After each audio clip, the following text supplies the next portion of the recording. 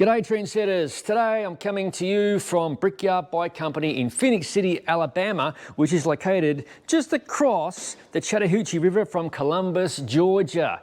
These guys are longtime mates of mine. That's Pete right there. And we have got a crazy build. We've got a number 22 Drifter Adventure that we are building with SRAM's latest and greatest 13-speed Explore group set and that crazy ultra-wide, deep Zipp 303 XPLR SW Wheelset. It's gonna be mental. Pete is mechanic extraordinaire. Let's get cracking. I've already routed a cable routing tool, my favorite tool from Pro, and go through the frame, thread into the hose, and attach rear brake and the flat mount. Drop the washers. I've already sized these bolts. Because it isn't a gravel cyclist build without forgetting some parts, we have a strong selection of bolts from building many SRAM group sets here. So get it loosely in there. It's kind of a blind fastener, so you don't want to, you start meeting some resistance, just stop and thread it in until it goes in easily. It's countersunk, so yeah, it's like really nice and hidden. SRAM likes T25. Put this little rubber sleeve around the brake hose so it doesn't rattle around in the frame. Which is kind of one of the annoying things about internally routed bikes, so you have to soundproof them. We're gonna cut the steer tube now. What we're gonna do is assemble the headset. Size the steer tube according to John's specification, which he usually likes it likes it nice and low because he's aggressive. Not really in real life. He's pretty gentle in real life, but right. on the bike he's pretty rough. That's a misconception right there, if ever I heard one. Unboxing all of our headset pieces. Got our spacers. And then we've got our top cap and our little bearing top hat. These spacers are by number 22 bikes. Look at that beautiful top cap. Gorgeous. Even a 3D printed computer mount. So I'm gonna pop the upper bearing. I'm not greasing anything. Upper bearing in the frame. Got the lower bearing on the crown race here. And I'm just gonna slide it up till it seats. So I love how this is a full titanium bike. It looks like a titanium fork as well, but this is carbon. Carbon with some kind of Cerakoting, I believe. I got a tight top cap. I'm gonna squeeze that all the way down, which is pretty nice because that's just gonna hold the fork in place. Get it nice and tight. So I'm gonna slide the stem on. That's a pro tip. You've got one of these in there, make sure it's loose before you start sliding stuff on. And then I'm gonna snug up the stem.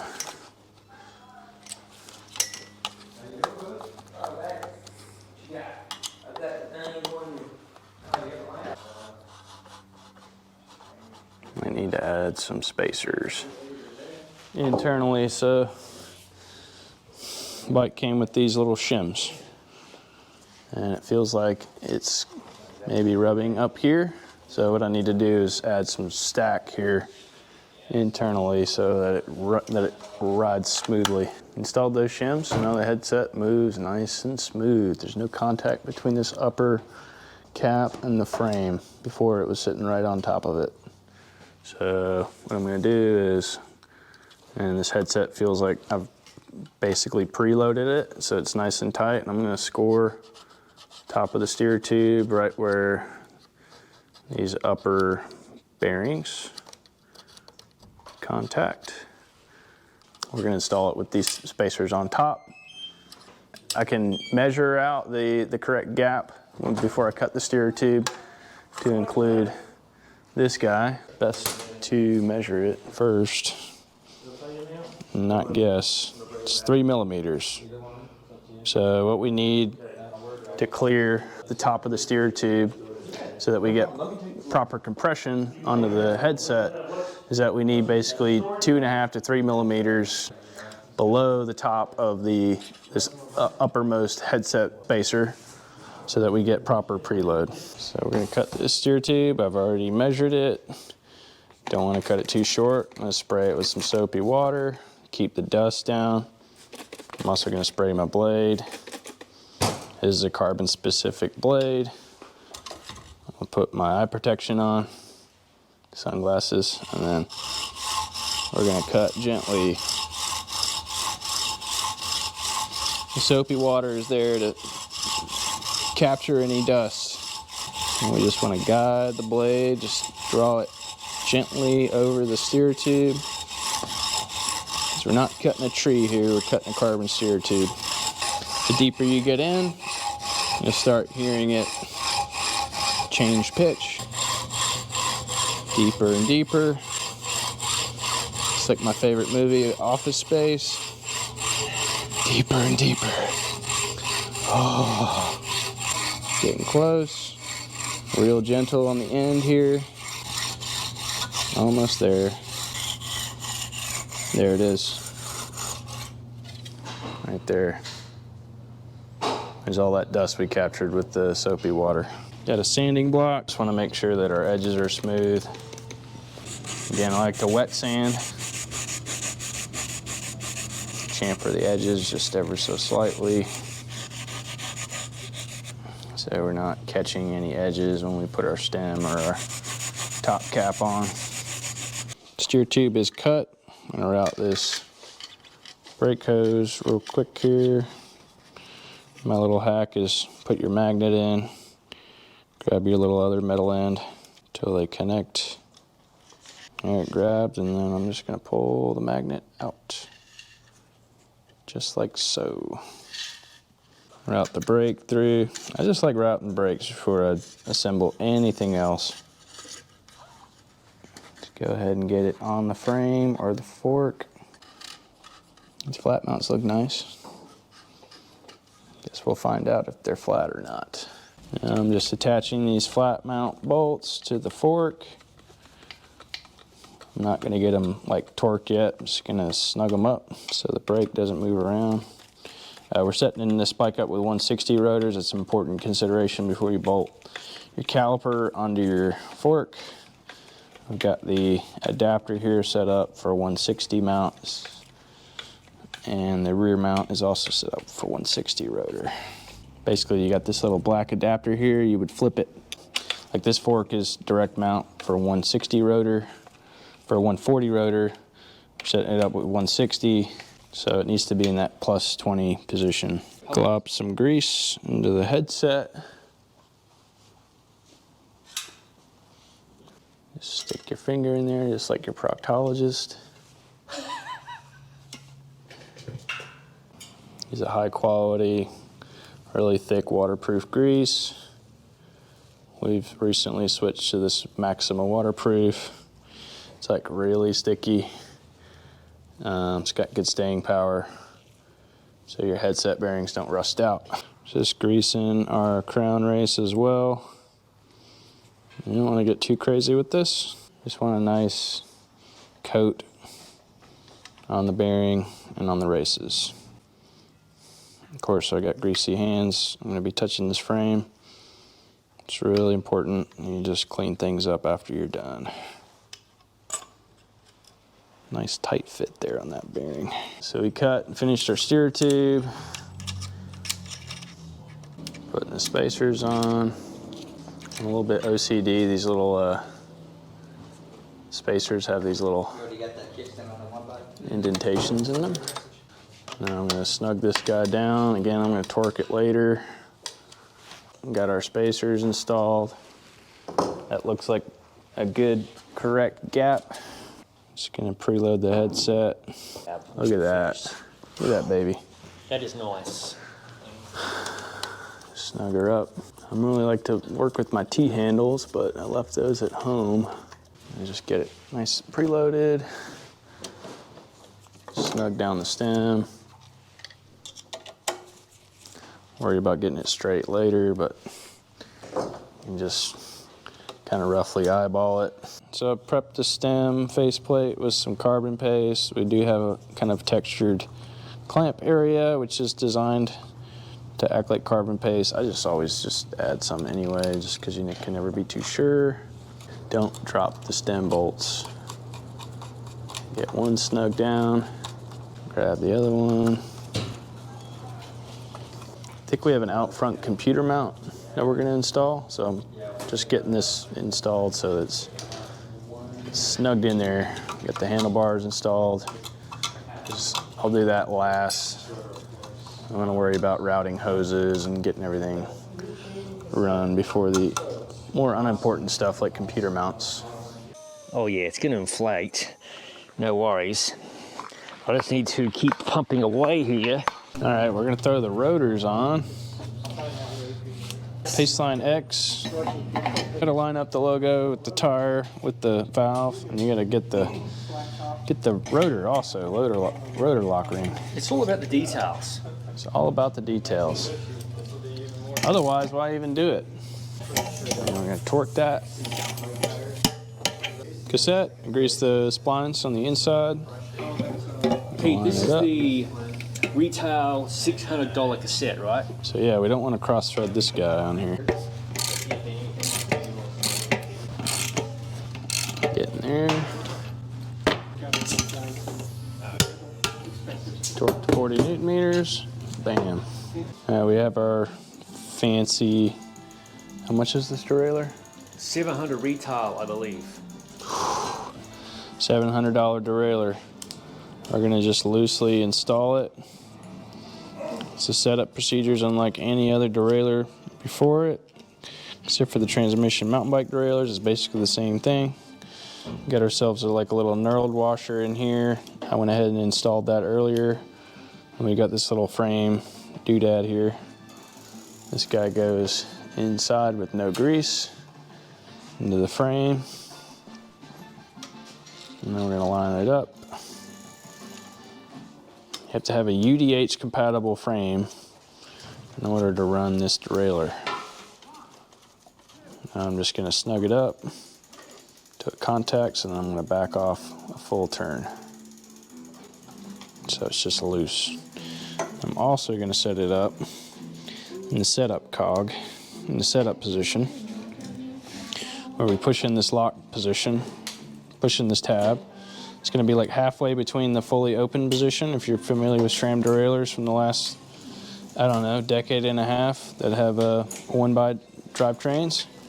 That's your open position, so you can just slacken up your chain, get your wheel out easily, and this derailleur has a setup key where it's kind of halfway open.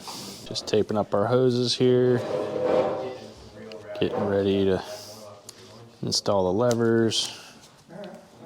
Connect the brake hoses. This bar is not internally routed, it's external, but it's got a really nice little guide underneath the handlebar, so it keeps it nice and tidy. I'm gonna slide these hoods on, get them in position. Pete's gonna ask me probably where I like my brake levers. Yes. Levers, and I would say perpendicular to the bottom of the flat part of the handlebar. Perpendicular? Sorry, parallel. I got that wrong. I said perpendicular. I was gonna say, how the f would that work?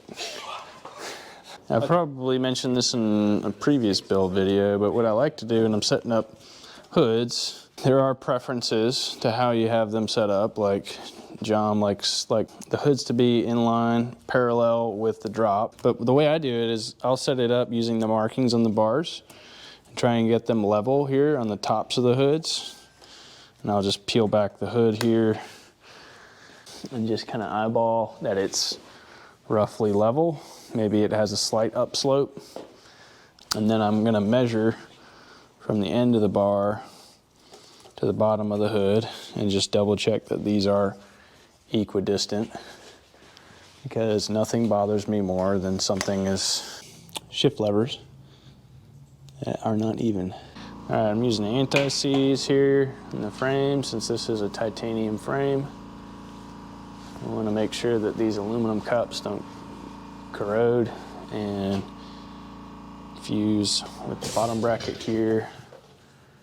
Since they're dissimilar metals, call it galvanic corrosion. We use anti-seize to prevent that. Yeah, ASC1's the model. Yeah. But it's basically there to prevent your steel or aluminum or titanium components from seizing together. Into the shell here. Doesn't really want to fit in there. There you go. It's a tight fit in there with the brake hose the way that it's supposed to be routed. Make sure we get our right and our left cups. This right cup is going to be left-hand thread. What I like to do is back turn it and then let it catch those threads. I do have a chasing tool if we needed to. Right-hand threads on the non-drive side.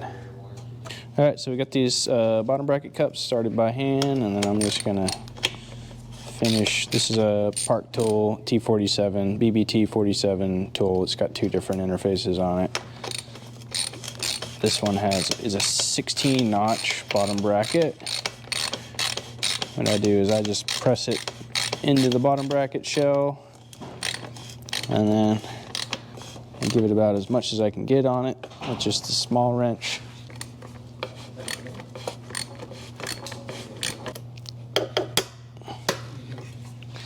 Got that torqued. I'm torquing these to 45 Newton meters. It's right in the middle of the torque spec, which is 40 to 50. Again, I'm holding, pressing in on the tool because these don't have a lot to grab onto. So I got 2.5 millimeters of spacers here on this non-drive side. Dub wide crankset. Give it a little bit of wiggle. And that should slide right through. Actually, I think it might be a way, but... So I installed the crankset. What you need to do first is loosen this little screw here on the preload adjuster and then turn it all the way. From the rear position, you're going to be turning it forward, so like left turn counterclockwise, so it stops against the crank arm.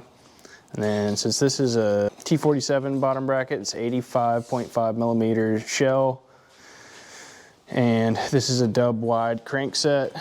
So according to the little manual here, says we need 2.5 millimeters of spacers on the left side and we need 5.5 spacers on the right side outside of the shell. So that's what I did, spaced it out. Then torque down the crankset to 54 Newton meters. Then you can check for play. Yeah, it's got a little bit of wiggle in there. That can cause a creak. So what you want to do is just take that preload adjuster and just back it towards you, so clockwise until it basically stops, and it's going to apply adequate preload to the bearings. What you want to do is after a few rides, check your bearing preload adjustment because the bearings will break in a little bit. And then snug that thing down. You don't need to go crazy with that adjustment just until that little gap closes. Those screws are easy to strip out. Put some pedal washers here on the pedals. These cranks, SRAM cranks always come with pedal washers. So throw those on. Snug them down, work them down. 40 Newton meters is the number that we go for.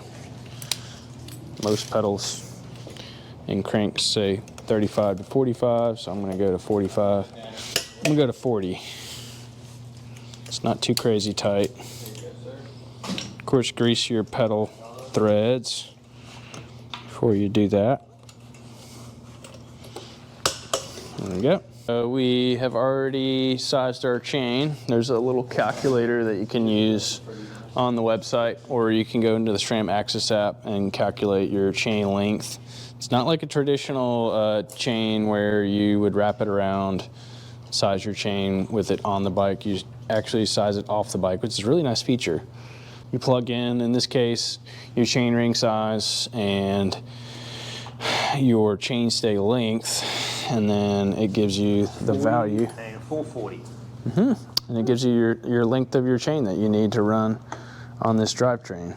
I think it was 120 links. 120 links. Of course, you need to be careful about what type of chain breaker you're using on these flat top chains, because some are not compatible.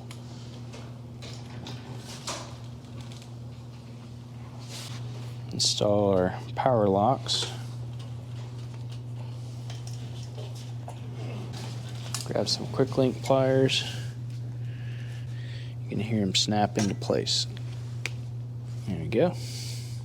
And I'm going to just throw the wheel in. I'm going to set up the derailleur on the setup cog.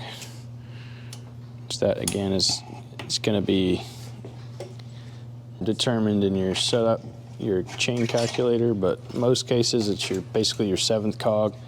Get 1, 2, 3, 4, 5, 6, 7. So right there in the middle. I've already greased this axle. And I'm basically going to screw it in until it gets tight, and then I'm going to back it out a full turn. So the axle's loose. This derailleur's also loose.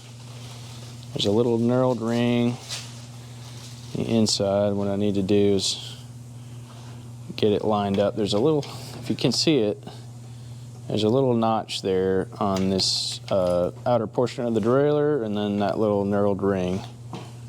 We just need to make sure those are lined up. I'm going to pull the chain till it's taut, tension, and then I'm going to tighten down the derailleur.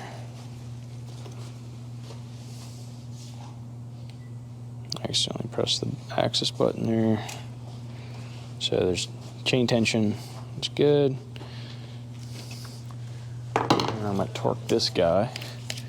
Torque spec there is 35 Newton meters. Not too far off from where we torqued our pedals to. A quarter of a turn off and we're good. Then I'm going to torque down the rear axle. So you can see that kink.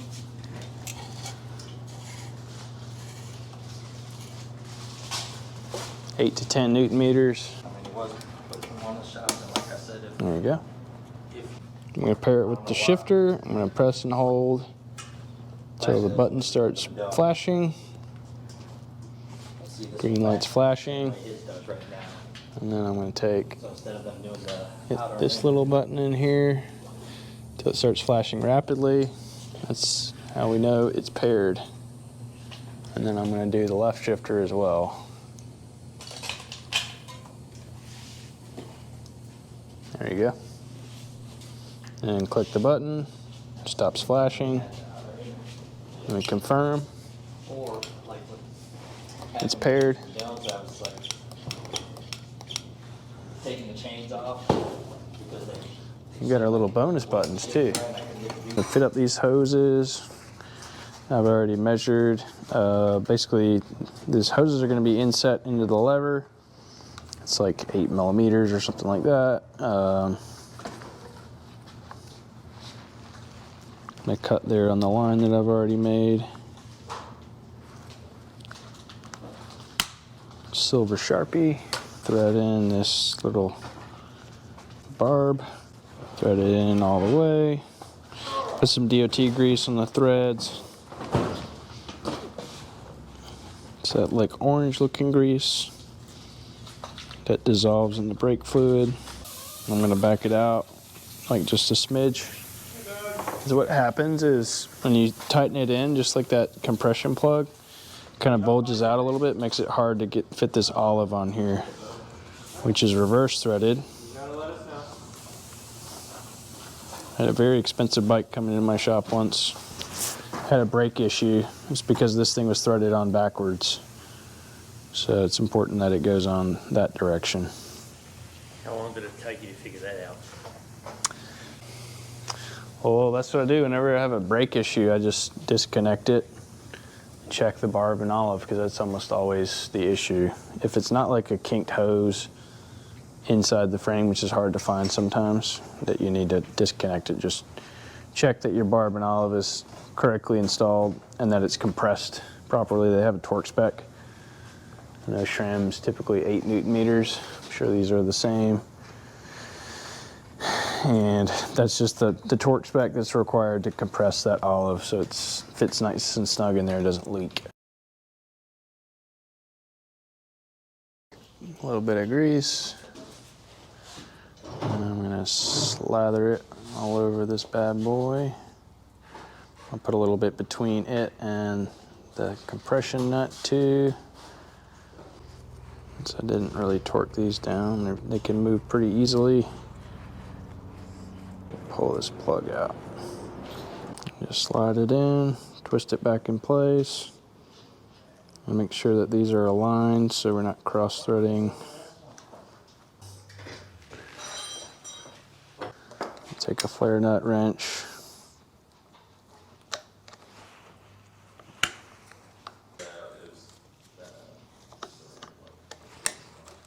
Torque her down. Basically get it until there's like 2 or 3 threads showing. And I'm gonna finish it off with the torque wrench. There you go. Right there. Doesn't have that satisfying click. I like those Italian torque wrenches. Fancy. Just cleaning up. It's the key to being a professional, is cleaning up when you're done with the job. Because nobody likes grease or brake fluid all over their fancy, what are these, $600 shifters? Front wheel going in. Got these axles greased up.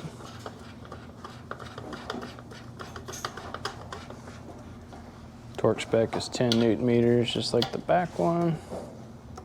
I think generally, like if you're just trying to get it, like you're on the trail side, you're trying to get it close, like basically turn it till it grabs and then give it an extra quarter of a turn. That's usually pretty close. I'm gonna align the front end just loosely here. Check it again when I get it on the ground. I like to use my left eye like I'm shooting, and then I'll check with my right as well. I'll kind of align the tops of the bars with the bottom of the fork. You can buy a fancy laser, but that's worked well enough for me. And then I always check it on a test ride too, because I see things differently when I'm on the bike versus building it in the stand.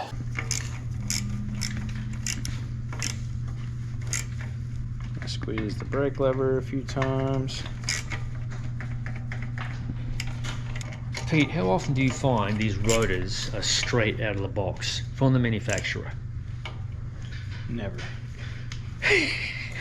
Up and over it. I mean, you can also do, you can also put it in a truing stand and check your rotor truing on the stand, but I like to do it just in the stand while it's on the bike. I feel like I can see it better than I can. You can also see it from both angles instead of having a truing tool which only goes from one side. It looks to me like it's set up perfectly. I'm not hearing any rubbing. What I like to do sometimes is like squeeze the brake a little bit, see if I can see one pad contacting before the other. Looks like these are contacting at the same time. So you might ask, how do I see that? Well, I've got perfect 20/20 vision thanks to my contacts. Now, I can't see it with my sunglasses on, but hang out. Just brake. Kind of silk bottle cages on. I like to get the bottom one first. So yeah, get the tool engaged into the bolt, then The handlebars. slide the bottle cage in place, get it snug. Pete, I'm glad to see your tool is well engaged here.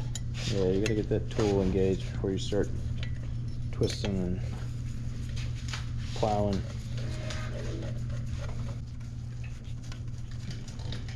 Bolts out. These are really nice bottle cage bolts, by the way. Well, have you seen the price of the bike? Oh yeah. If you have to ask. It's a couple G's, right? It's like the proctologist. You get way down in there.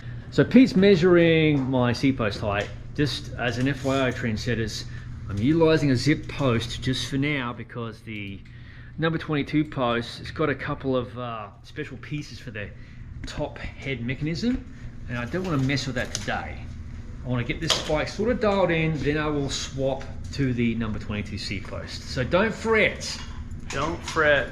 There you go, trendsetters. There is the stock seat post, okay? So it'll be pretty spot on for the length. We've moved the blip position because it wasn't adhering to the curvature of the bar. You see, this handlebar here has got a nice flat surface, presumably for mounting blips. Yeah. Today we are installing Ergon BT All-Road 2.5mm handlebar tape. Well, Pete is. I'm not installing anything. You get our logo alignment. Ooh, that's Pretty nice. neat. This is the really first nice. time we're using this sort of bar tape. Really nice texture. Yeah, if you're getting the gap right, you're getting the wrap correct. Lines right up. About to cut the hole here for the blip. At the other shop, so There we go. Here she is, right in the hole.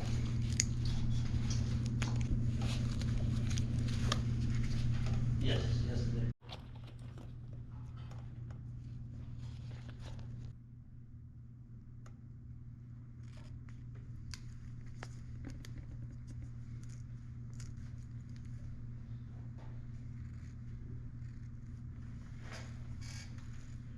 See if that'll help out a bit.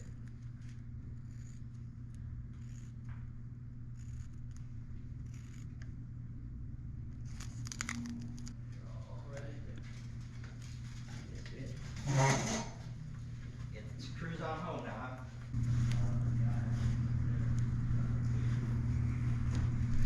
There we go. Voila. Final steps: remove cover, unscrew cap, insert battery, replace cap, peel the sticker. Jesus, it's like one of those pickle jars that you just say, "Hey Dad, can you open this for me?" Gotta have good finger strength. Which, you know, works well as a bike mechanic, also works great in other situations.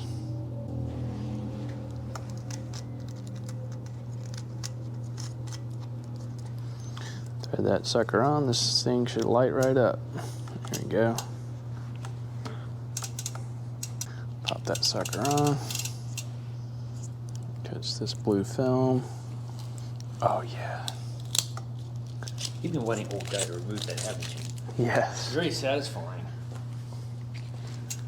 I get a little tickle in my pickle when you get to peel stuff off a brand new bike. It's kind of like peeling the plastic off an infotainment screen in a new car. Oh yeah. Yeah. It feels so good. I can't explain it, but I feel it deep down in my loins. Well, hello again, trendsetters. Peter's been a very busy lad today, managing the shop and everything else that goes on around here, and he has completed the build of the number 22 Drifter Adventure. It is pretty spanky. Peter, thank you for your help today, mate. You're welcome. Yeah, this bike will be run through its paces, and a review of the frame and the group set is coming later. So a big thanks to Peter of Brickyard Bike Company of Phoenix City, Alabama, just across the Chattahoochee River from Columbus, Georgia. As always, Got to breathe now. Thank you for watching. If you haven't already, please consider subscribing to the Gravel Cyclist YouTube channel for super interesting build videos such as this one. No bull gravel bike reviews, other product reviews, ride experience videos, and of course my favorite really, general madness. Like this, post-bath cookie time. Firstly, you've got to break the cookie in half, which I've done. And then you're going to have to get the dog to calm down. Oi, you got to sit. That's better. Hello, I did say sit. I don't see a lot of sitting going on. Do you see? That's better. There you go. Tuesday.